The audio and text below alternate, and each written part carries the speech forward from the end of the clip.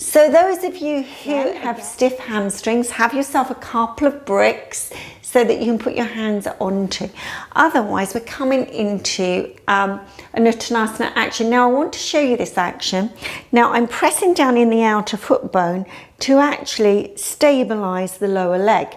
Because what I want to do is, when I roll this area, I don't want to roll the knee in. That's a dropping of the knee. So you have to see that the outer shin, the outer foot bone is moving down. So the outer shin is active. There is a sharpness cutting back, but then once you've got that stable, then you can start to move this area. This area comes around this way. So this area comes around this way, this way, this way. You want to try not to twist your knees. So when you're in this position, it's very difficult if the feet have any damage or condition, then the knee wants to go in. So you have to see that you're in this position so that you're not dropping. You're creating a very big frame for yourself. So you've got to continue thinking about that. Sharp back, and there's that area rolls. You can see that this knee doesn't move, but a lot of people that would move because this inner arch drops. So you have to be sharp in this action. All right, so your turn now. So see if you can get that right direction. So it's a bit challenging this with your Uttanasana to get that right direction. Put your hands onto bricks, put your hands onto the floor, but be sure that you stabilize that lower leg by sharpness in the outer foot bone, by lifting that inner ankle, by cutting back that outer shin, by stabilizing that lower leg. So once that lower leg is stable, then we can start to get this action of turning. We can start to get this turning action in this outer area, in this outer hip area. So this is really quite an important action. And then releasing. So we're going to take the legs a little bit wider now. So we're coming for Prasarita. So just have a look at the screen at the moment. So we've got to adopt these habits. So when we're pressing down into the outer foot bone so strongly, when this is happening, we've got to see that we're loading the leg. We're loading. What Mr. Iyengar would say is that the center of the shin pushes down. So you've got to get that pushing down element of the action. See that you're weighting down so strongly. Now, what's got to happen now is to stabilize the leg so it doesn't drop. So we keep that stable and we try to see that we move by moving this area in. It's almost like you're trying to open this area without dropping the legs. So you've got to get this turning action so you get all of that breath in your back. Then the hands come down. Now, you can put your hands onto 2 bricks if it's a challenge for you. You've got to see that all of this action works very strongly. And you keep going up with the buttocks. So we can flatten the palms down or turn your bricks, whatever you're using, and go up. This is the key thing for Prasarita Padottanasana. Everybody thinks it's a downward action, but actually it is there to energize your lower back region. So we're going to try and get that lower back really working strongly. Now, when you come to a standstill in this, it's because all of this area is very tight. So you want to work again in those foot bones, lift the inner ankles and sharp on those outer shins. And then stabilize and release down. You can see there's a lot of work going on. So come on, you have a go. You've seen those adjustments now. So if you're already in it, then you have a responsibility to keep those actions very sharp in those outer foot bones, very sharp in those outer shins, and stabilize. Stabilize the lower leg. And then we see, can you get that breadth and broadness? So you want to really get this area moving in without dropping the knee down. So it's so easy to drop that knee. So we've got to see that we find that extension, breadth, broadness, all of this. So it doesn't matter if your head doesn't go down to the floor. Don't worry about that at all. Just be.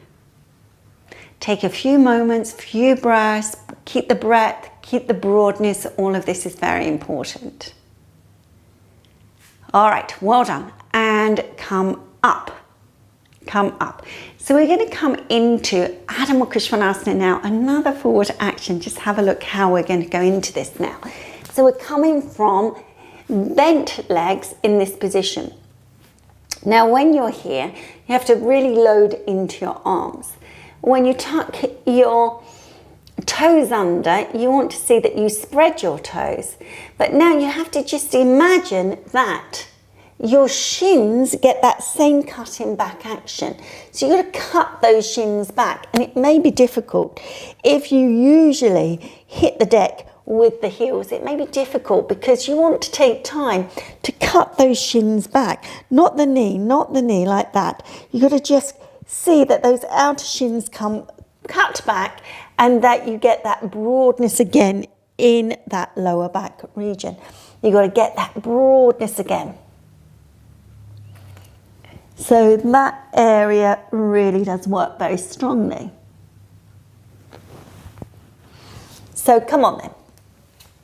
So what I want you to appreciate here is there is a little bit of a change of the lower back. So kneel in, tucking your toes under, weighting your wrists, your forearms, tuck your toes under. Now do not straighten your legs straight away. Soften them if you're already up. Soften them and now cut back with those outer shins. Cut back the outer shins very strongly. Cut back the outer shins. So when you cut back with those outer shins, what happens is that it stabilizes everything. Be there. Okay, get the legs to a straight action. Then you have to see, can you get that action of rotating that area? Rotate the area in. Rotate those outer hips inwardly. So they're not actually pushing back, they're going in, so you want that broadness of the back. So much is understood here. Now you've probably had enough of holding that pose. So come down and release for a moment. Just have a look. So what you want to do is to really find this action of turning in. This is what we say with people who've got really difficult backs, that we want to turn in the legs. I know it looks very odd, this action, but this is when you really do feel that you're getting that absolute connection with your back. So what I want you to do is to take hold of something, maybe a wall or a chair, something that you've got so that you can turn those feet in and you're not going to compromise your balance in any way. You're going to get that breadth and broadness. You have to lean back into your back body. Notice what happens in your spine. So this rotation is really, really important. Such an important action. Okay, and then release in. So hopefully you found that action really quite connective, quite helpful when you come into some of these actions. Now I'm going to show you this next action. Now I'm going to stand in a Tadasana action. Now I'm going to take my leg up. So the leg is going to come forward. Quite an interesting action. But again, we've got to see what happens here. So this is quite nice. I want to see that there is a connection with those actions. So I can take the leg into this position. Now, why is it that this is connecting into what we've already been doing is that you have to get that broadness of the standing leg. So if I were to come into this action, the standing leg has got to rotate inwardly to get that connection. Do you see? I know that this will be really challenging for some of you. So have a belt. And what we're going to do with this belt is place it around the foot like this. Okay, so you're really interested in that standing leg. You want to see that that standing leg has connection. So this has got to roll in. This has got to roll in. It's got to roll in. It's got to roll in strongly. So when you come into the action, it gives you complete action, but you've got to be careful that you don't roll in that knee. Yeah. So you can use the belt, find a side of the settee, whatever you've got at home, to get that action. Roll in. So you can go from a really good steady base. So if I'm in this position and I'm lifting the leg, I've got to see that actually I don't just roll into the leg, I'm cutting back with that outer leg and I'm getting this connection. So have a go at this action. It gives you a long groin. Use the belt, use the wall. See if you can come into the action. Try both ways, because you know you can stop and start the video. Try both ways. So try the left leg, right leg, then see if you can come into it with only just a small touch, maybe to the wall, to the settee. And some of you will be able to go independently. So it's really quite a strong action on the legs. But these leg lifts are really, really helpful. Amazing for the lower back. But we have to understand the depth. If we don't have any depth in this groin, what happens is we come, yeah? But if we get the action, groin in, we have support. We have support there. We have somewhere we can move from. So such an important action. Do give this a little bit of practice. Do a couple of times each side. Really get an understanding of this Tadasana action, the cutting back of the outer shins and this lifting up and releasing round. So these groins start to go in very, very deeply, very, very deeply. All right, well done. All right, so we're going to come now for seated position. We're coming for Virasana. Now those of you who struggle with Virasana, sit on a chair, no problem at all. Same thing, we're just going to be working the arms for a moment, but see that you sit on a chair, no problem. Otherwise, have a couple of foam pads. I'm just going to grab my foam pads from here and sit in a Virasana action. So if you're on the chair, you still do the same, but you're just sitting on the chair, being sure that you're sitting with your legs in front of you. All right, now those of you with stiff shoulders, have your belt handy. So you have your belt in this position. We're going to lift up. Now, Virasana is a great pose to understand your groins, because actually if you come forward slightly in this position, you can see that there's a little bit of a bite in this area, and you've got to keep that bite because that's got to start to eventually become really long. Now it might be that you can sit in this position and take one of these away. If you're on the chair, that you still come forward and get that action, understand it. You've got to push down with your shins very strongly. Push down with the shins really strongly, even more. Push down with the shins. Okay, so we're coming for this Gomukhasana action, either to the belt or we're going to catch the hands, whichever stage you're at. Now, as you do, you've got to push down more into the thighs very strongly. So you go up. So you push down into the thighs, so you go up. Lift the chest, move the dorsal spine in. So if you're on the chair, you push down into your heels, so the thighs are activated, whichever way you are working. All right, so we come to the other side again. Go and see that you push down very strongly into those thighs, into the shins, and then we come. And then we extend and reach. This is not all about the arms. This is about moving the dorsal spine in and going down into the shins. You can see that lift that I get there.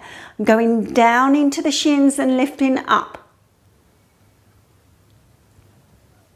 Yeah, so get that action, get that movement, get that understanding and sense of direction. Okay, and release in. One more time. So we'll repeat. This time, go and see if you're on the chair again, you have to come forward slightly. If you're in Virasana, see that you get that bite on those ribs and then sit back into your seated position. Okay, so again, we take the left arm out, right arm up, reach up. Now, pull on those arms, pull on those fingers and go up with the elbows, go up. Go up so that you lengthen through the side waist. Go up so you lengthen through the side waist. Keeping that action, keeping that understanding and connection. Okay, well done. All right, one more time, other side. And get that action. Go and see. Connection, reaching up. Getting that connection, getting that awareness, getting that understanding. Keeping that connection there. Pushing the dorsal spine in very, very strongly. And press down into your shins. If you're on the chair, push down into your heels. And go up. Go up. Go up. Yeah, this is it. This is the way you do. Then releasing and releasing the legs. Sit in Dandasana. If you're on the chair, come back to your Dandasana on the floor if you can. Maybe on a foam pad or two, whatever you're using. And push down with your thigh strongly. Now ground down very much with these outer hips. These outer hips have got to ground down very strongly. And lift up. Lift up through the centre of the body. Hands beside you.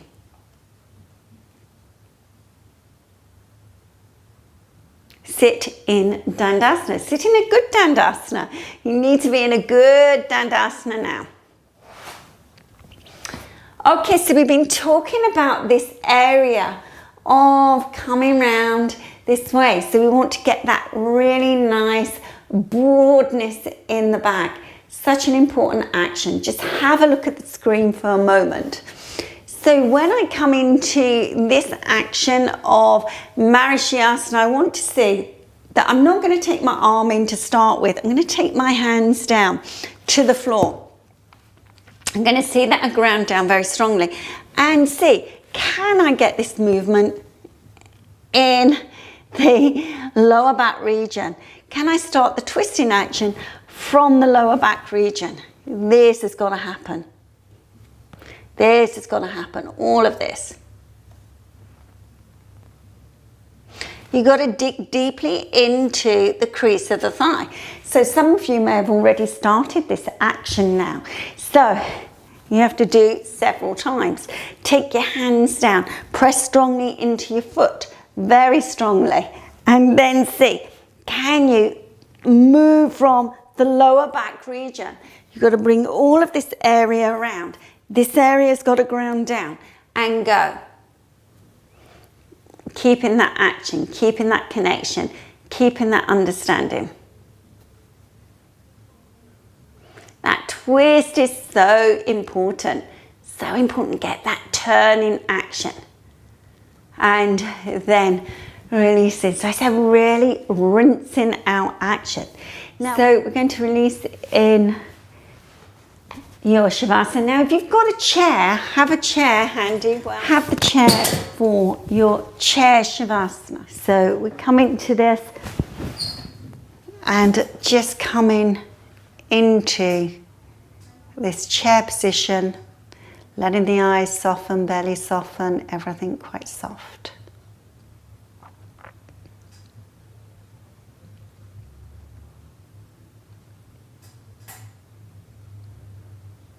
Soft inhalation, soft exhalation.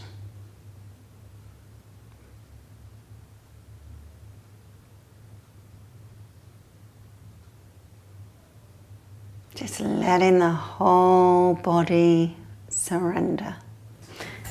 So once you're in your chair Shavasana, which I'm sure most of you will be in it by now, just let the belly release. Okay, and soften the facial features. and just be there. Okay. Well done. I'm going to leave you in your chair Shavasana. I really hope you've enjoyed today's session, and I look forward to seeing you on the mat very soon. Namaste.